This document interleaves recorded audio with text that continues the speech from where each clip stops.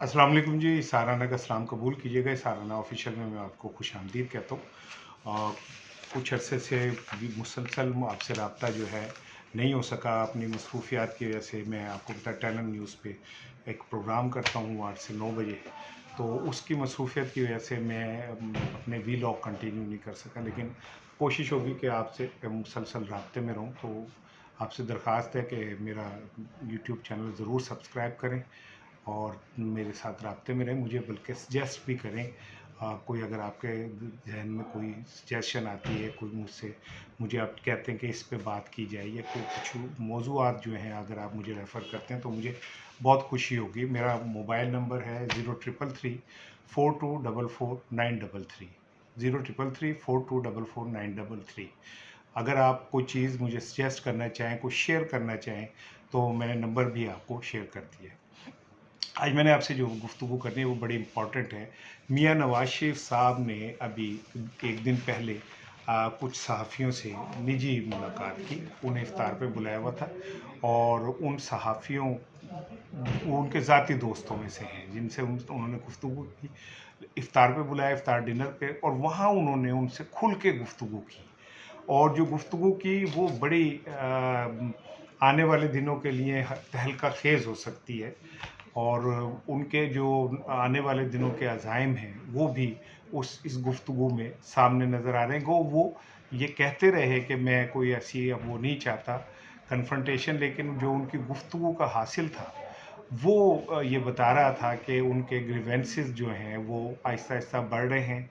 उनका ग्रीवेंसेस के साथ गुस्सा भी आहिस्ता आहिस्ता बढ़ रहा है, और आने वाले दिनों में शायद वो अपने गुस्से को काबू ना रख सकें और अपने ज़बान को जो है उन्हें खोलना पड़ जाए। गुफ्तगू के दौरान उन्होंने पाकिस्तान के मुख्तलिफ मौज़ूआत पे बात की, यहाँ तक कि शहबाज शरीफ साहब के हवाले से भी बात की। लेकिन जो असल इस्टेब्लिशमेंट के हवाले से उन्होंने अपना गुस्सा शेयर किया वो बड़ा दिलचस्प है। शहबाज शरीफ साहब की हुकूमत के हवाले से वो बिल्कुल उन्होंने कैटेगोरिकली कहा कि जी मैंने तो ये पैगाम दे दिया था कि अगर मुझे सादा अक्सरियत नहीं मिलती और मैं ऐसी हुकूमत नहीं बना पाता जो सोलो हुकूमत हो, जिसमें किसी के साथ इत्तेहादी ना होना पड़े, तो मैं नहीं बनाऊंगा। तो जिसके बाद शहबाज शरीफ साहब को बनाना पड़ी, और वो उन्होंने जी वो चला रहे। और उनका ही कहना था कि अगर हम माजी में बाजवा साहब को वोट ना देते तो हो सकता है कि कोई ऐसा मावरा आइन इक़दाम हो जाता है जिससे कौम को बहुत ज़्यादा मुश्किलात होती है। अब ये उनसे खैर अगर कभी मौका मिला तो मैं ज़रूर पूछूंगा कि आपने जब उन्हें लंदन से बाजवा साहब को वोट दिया तो क्या आपने मुहावरा आइन एक कदम में अपना साथ नहीं निभाया? लेकिन चलिए मैं इस पे नहीं बात करता।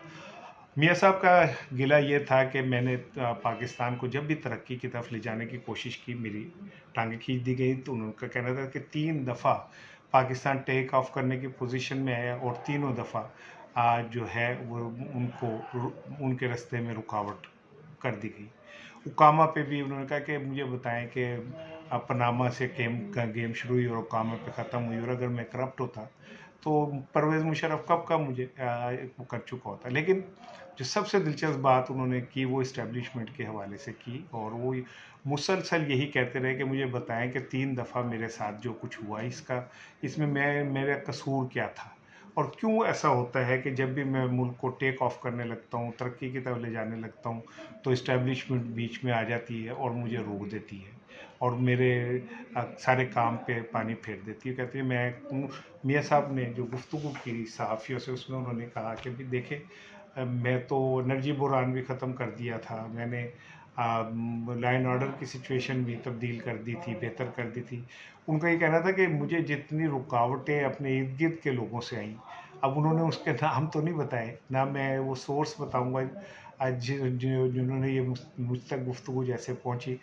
लेकिन मियाँ साहब मुसलसल इस्टेब्लिशमेंट से नाला नज़र आए, मुसलसल इस्टेब्लिशमेंट के लिए वो ये कहते रहे, नाम लिए बगैर भी, कभी कहीं नाम भी लिया उन्होंने इस गुफ्तगू में, और वो ये कहते रहे कि हमेशा इस्टेब्लिशमेंट ने उनके साथ हाथ किया। और एक जब उनसे ये कहा गया कि अब आपको हुकूमत नहीं लेनी चाहिए थी, तो उस पर उन्होंने कहा कि मैं हुकूमत तो हमें लेनी पड़नी थी, क्योंकि हमारे पास इसके अलावा कोई और रास्ता नहीं था। ہمیں حکومت لے کے چلنا تھی. اور اب جو حالات ہیں، انہوں نے پہلی دفعہ جو شہباز شریف صاحب کی پچھلے 17 ماہ کی حکومت کی بھی تائید کی، اور انہوں نے کہا کہ اگر شہباز شریف یہ سب کچھ نہ کرتے تو پتہ نہیں کیا ہوتا ملک کے ساتھ، ایسا ہوتا اور ویسا ہوتا. اور اب بھی جو کچھ ہم کر رہے ہیں، خیر وہ اس پہ آپٹمسٹ تو نہیں تھے، اور وہ اس کہہ رہے تھے کہ ہم ٹھیک ہے کہ ہم مشکلات اور بند گلی میں ہیں، لیکن پھر انہوں نے کہا کہ طاقتور لوگ اگر سائڈ پہ ہو جائیں. ابھی ایک چیز اور بھی شیئر کروں گا تو ہو سکتا ہے کہ پاکستان اس مشکلات سے نکل آئے. انہوں نے کہا 3 شعبے: اسٹیبلشمنٹ، عدلیہ اور میڈیا، یہ 3 کا قبلہ درست ہو جائے تو پاکستان کا قبلہ درست ہو جاتا ہے. لیکن انہوں نے اس میں اپنا سیاستدانوں کا نام نہیں لیا جو ہر دفعہ اسٹیبلشمنٹ کے پاس پہنچتے ہیں، ہر دفعہ اسٹیبلشمنٹ کے کندھے پہ چڑھ کے حکومت کرتے. خود انہوں نے اپنے ذکر نہیں کیا کہ کیسے وہ بار بار اسٹیبلشمنٹ کے کندھے پہ چڑھ کے حکومت کرتے رہے. نہ اس بار کا انہوں نے کہا کہ اگر وہ یہ انقلاب لانے آئے تھے تو وہ لندن سے پاکستان کیسے آئے، کون سی ڈیل ہوئی اسٹیبلشمنٹ کے ساتھ، کس طرح ان کے مقدمات ختم ہونے کا ان کو یقین دلایا گیا، کس طرح انہیں لیول پلینگ فیلڈ دینے کا کہا گیا. وہ تو عوام نے 8 فروری کو ایک ایسا چھکا مار دیا کہ یہ سارے منصوبے جو قیدی نمبر 804 کہتا ہے کہ ایک منصوبہ